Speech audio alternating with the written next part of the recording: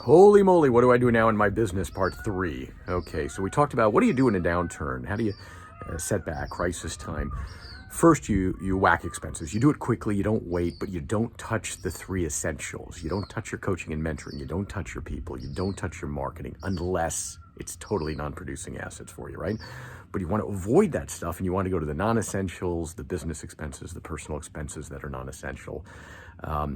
And you want to target, you want to take your expenses, you want to cut 10 to 12% of that as soon as possible. You make a lower overhead. We talked about expenses, but don't touch the essentials or you're going to harm your business. And it's going to be a double bogey, as I like to call it, where you're taking a problem and exacerbating it and making it worse. Number 1 is touch expenses, but let's get to the rest. Number 2 is sales focus. Keep your sales focus.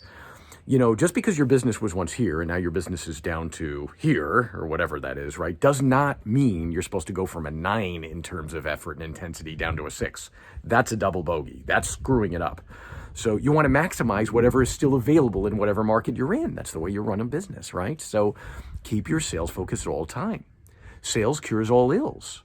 Maybe it's harder to do sales, but you don't have to pay attention to what the numbers used to be. For example, we're in a time of big challenge right now as I shoot this video. And so we were having targets that were like this, but now we're setting targets that are more modest just to cover overhead.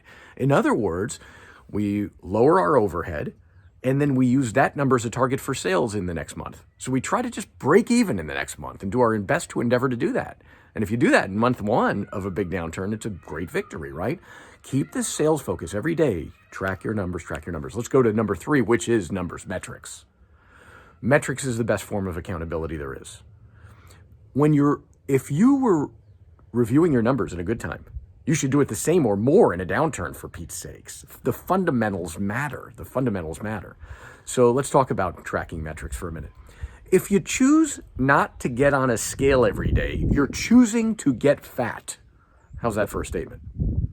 If you choose not to measure, you're choosing to get worse in terms of your result. In a downturn, you could get away with a lot of mistakes and a lot of imperfections when the market's up. But as Warren Buffett says, when the tide's going out, that's when you see who's swimming naked. So now you must measure more frequently, whether it's weekly or daily. Measure your sales, particularly your sales and your process and your activity metrics. Okay, so number 3, measuring. You get what you measure, and the more frequently you measure, the better it gets. Let's go to number 4, thinking time. In a downturn, you got no excuse. You got time.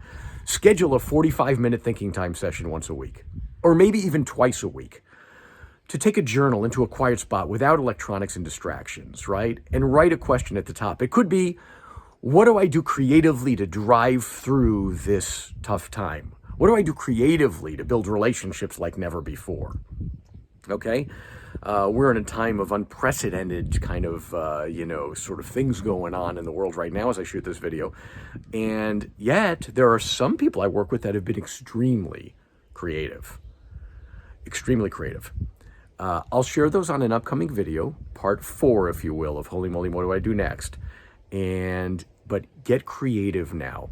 You know, the famous book from 1937, Napoleon Hill, Think and Grow Rich. It's not called anything else in Grow Rich. It's called Think and Grow Rich.